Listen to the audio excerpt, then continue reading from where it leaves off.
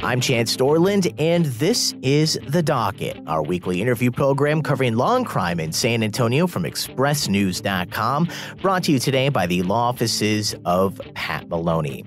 Joined now by San Antonio Express News courts reporter Elizabeth Zavala. Liz, you just now have an article out talking about a man accused of repeatedly raping his adopted daughter over 15 years and fathering 3 of the young girl's children. There's an update on that. Obviously, a tough topic to discuss, especially since we covered something a little bit similar last week. So, of course, very grateful to have you here on the show today.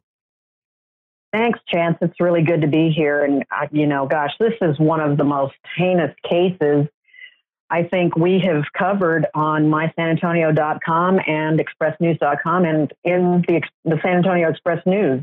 It's a horrible case that my colleague at mysanantonio.com, Caleb Downs, had been writing about since all of this came out. Eusebio Castillo, 48 years old, is accused, along with his wife, Laura A. Castillo, who's 47, of sexually assaulting their adopted daughter, who also was their niece. Her name is Abigail Alvarado, and we normally don't identify victims of sexual assault, but Abby has been speaking with Caleb for quite some time about this.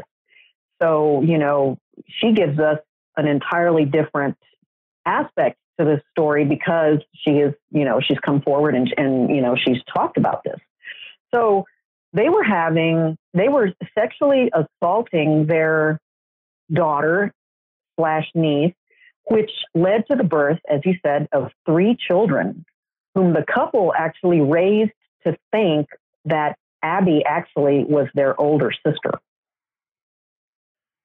So a little bit about what happened this week. Eusebio Castillo was set to go to trial in the 187th State District Court, but he decided to enter what we call an open plea without a set sentence. And in that, he elected to let State District Judge Joey Contreras decide his punishment. And that is a range that is 5 to 99 years, all the way up to life in prison. So Eusebio Castillo currently is in Bexar County Jail.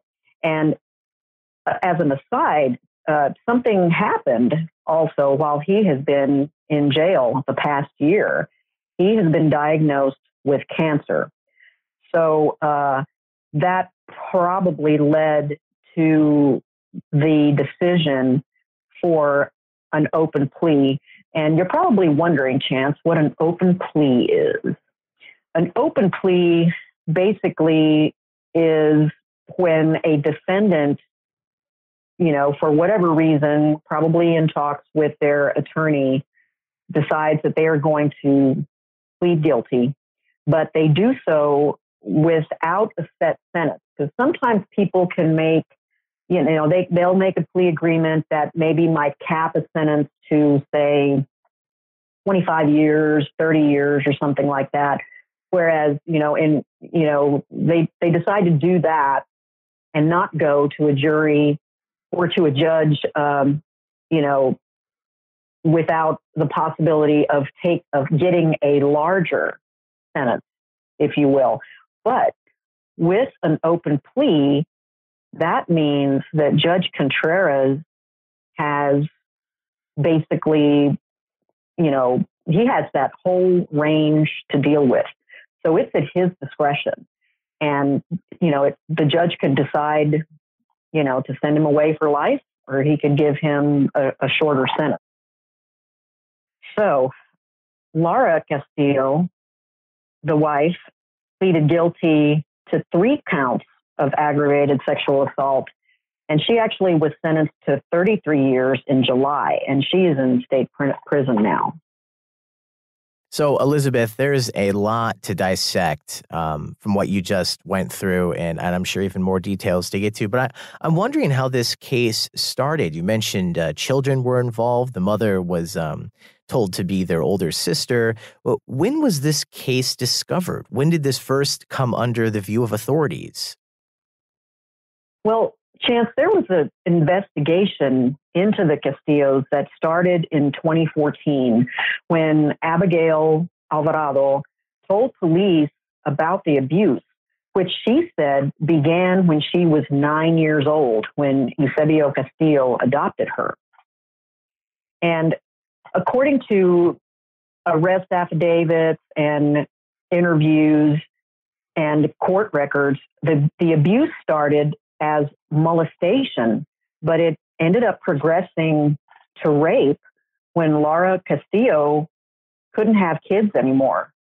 And Alvarado said she was then forced into group sex with her adopted parents, who used her as a surrogate mother. So DNA tests later confirmed that Eusebio Castillo and Abigail Alvarado were actually the biological parents of the three children, who again all thought that Laura Castillo was their mother and Abby was their sister, according to court records. So Abby's now 29, and she said that during this entire time, the Castillos brainwashed and threatened her into silence. And according to an arrest affidavit, Eusebio Castillo actually on one occasion became afraid that she was going to report the abuse to authorities. So he actually doused himself and his house in gasoline and threatened to set everything on fire, including her children. So this was a pretty dramatic case. Abby Alvarado eventually notified police of the abuse again in 2014 after she met her future husband, Rudy, who actually was the catalyst and convinced her that she needed to escape. And after, they made the police report, Eusebio and Laura Castillo actually fled to the Rio Grande Valley, and then they were arrested actually last year in early 2017 in San Juan, Texas, which is down in the Rio Grande Valley.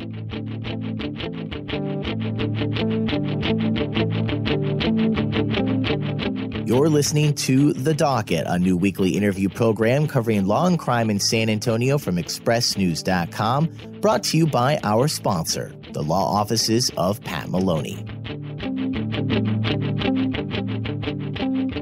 So you've now introduced another person to the whole history of what we're discussing today, Elizabeth. Tell me more about her husband, Rudy. Yes, Rudy actually talked to Caleb Downs shortly after the sentencing that happened this week. And he told Caleb that he and his wife are pretty exhausted, you can only imagine, but they're really relieved to have avoided a lengthy trial. And Rudy told Caleb also that Abby she's just really happy that everything has come to an end.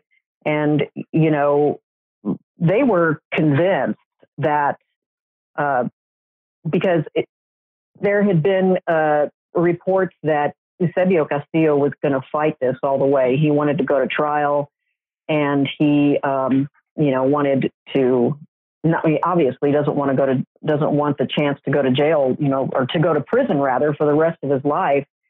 So the Alvarados were taken aback by the plea deal because they thought it was going to go to trial, and but also, they are relieved because they also don't have to go through that.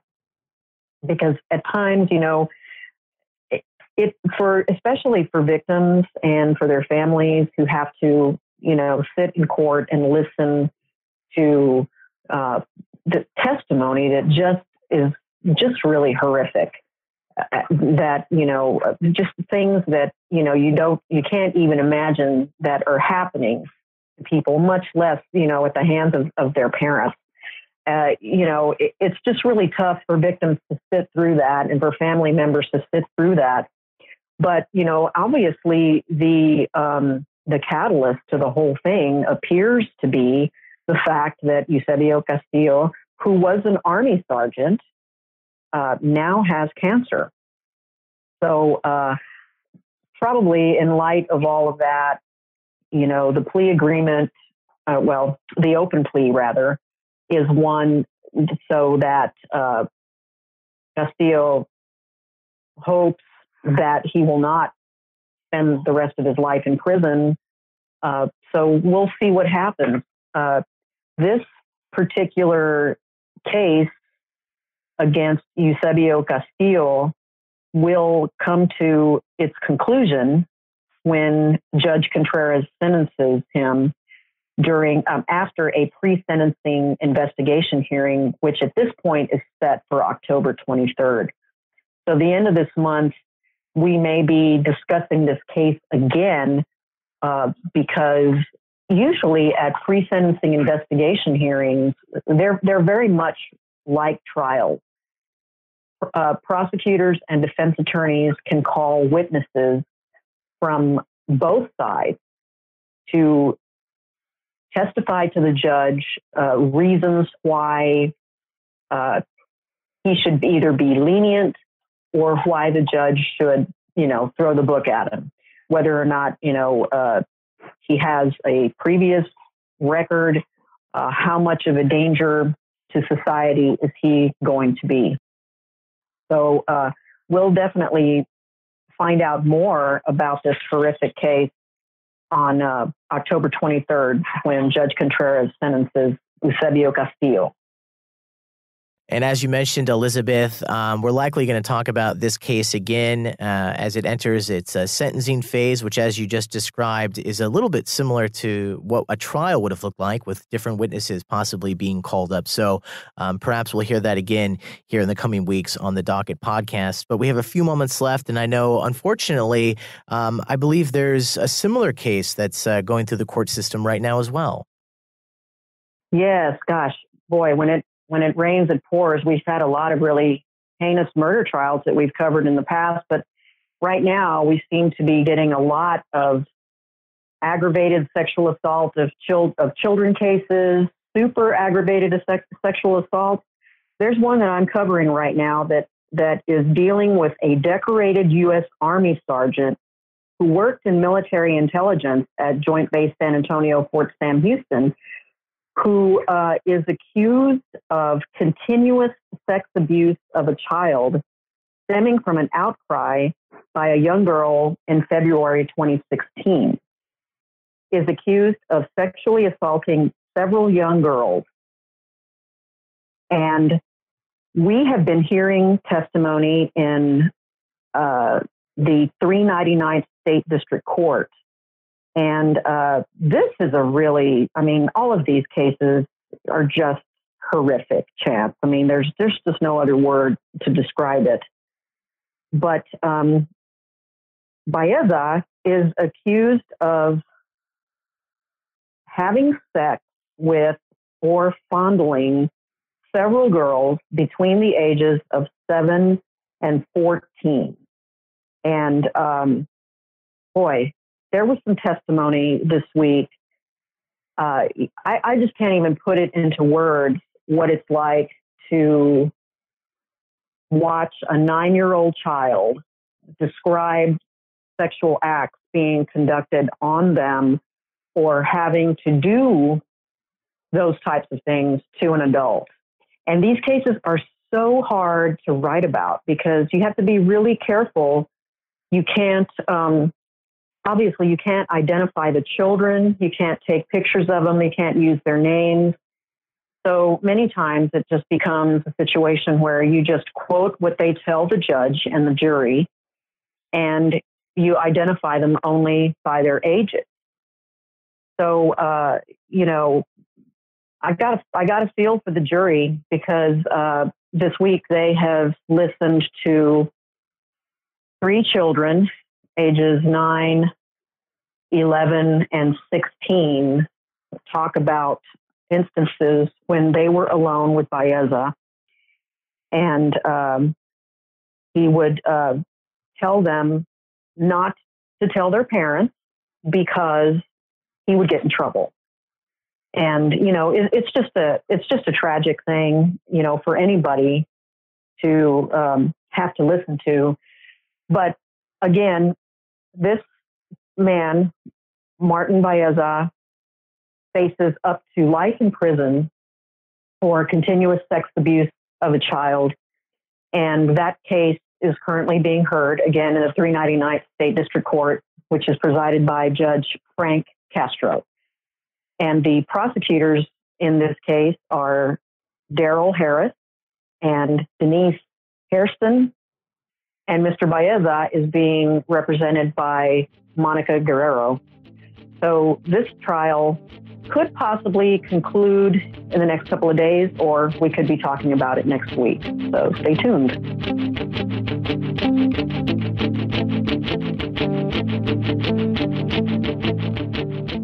And thank you to San Antonio Express News Courts reporter Elizabeth Zavala for discussing some very difficult cases with me on today's episode of The Docket, our weekly interview program covering law and crime in San Antonio and Bexar County from expressnews.com.